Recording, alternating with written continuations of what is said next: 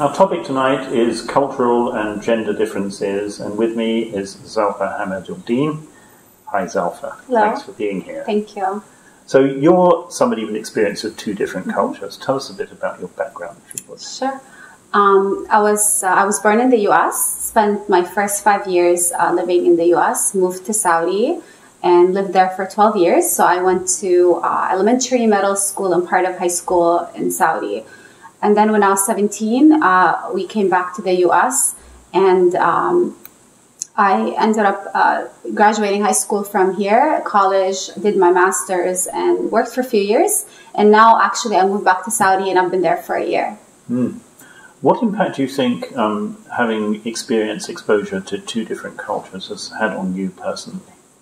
I think it had a great impact. I think one of the things that I've noticed about myself that sometimes I don't see in people who only experience one culture is I'm open-minded. So when I sit with somebody who has different ideas than I do, I notice that I'm more willing to accept their ideas because I've had so many experiences in the U.S. where I thought my way, because I remember when I first came to the U.S., to me, my reality was what I knew, what I was taught growing up.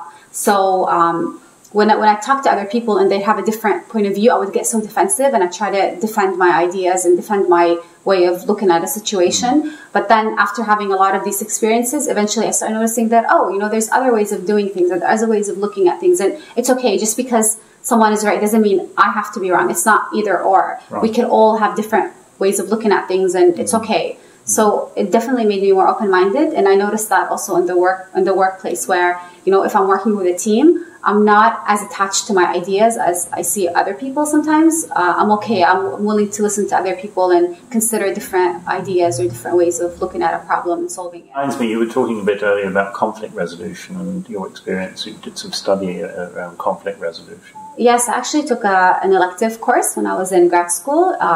It was conflict resolution, in the case that we studied with the Palestinian and Israeli case. And I remember something, I never forget this. There was a journalist who basically, it was a video that we saw about a journalist who brought a group of Palestinian students between ages of 10 and 12 and Israeli students, and he had them go on camp together and play together, do exercise together, play soccer, do different things, activities together. And the thing that I noticed when... So sorry to interrupt you, but presumably, so these kids would have had learned from home or from what they were hearing around them. They would have had plenty of expectations about what to expect from the other group. And they never interacted. Although they lived very close to each other, they never had an interaction because it was always us versus them. They're the enemy, we're right, they're wrong, and that's how they always viewed it. And so when they were actually taken into this camp, and they actually started interacting with each other, they realized that they have so many similarities.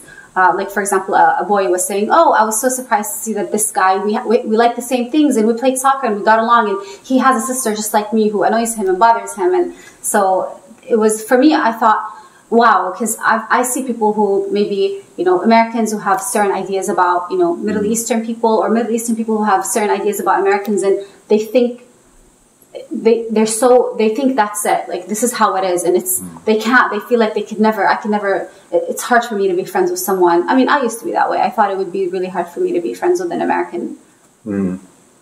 So it's interesting. I mean, a lot of what you're saying, it seems that our expectations drive the way we behave, and that exposure to a different reality, in fact, can change the way we think about people and even change the way we do things and we think ourselves. And so how do you see the prospects for women here? Now, you've worked in the workforce here. It's notorious that there are very few female executives in C-suites here in Fortune 500 companies.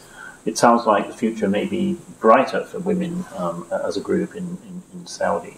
Do you have a view about this? What do you think? What would your expectations be? Again, it goes back to the ideas and expectations that you have of other cultures and other genders. So, for example, if I'm a woman working for a man, my boss is a man, and he has certain ideas about females versus males, and he thinks in his mind that men are smarter or they work harder, or then if this boss if he's so attached to his way of looking at this gender differences, he's probably going to stop me from being promoted. Right. So I think I could work hard. I always have to work hard. I always have to prove myself, whether I'm in the US or in Saudi, just to show people who have that idea about women that it's not right. But at the end of the day, it's not just me. It's also the person who's above me who needs to change the way he looks at.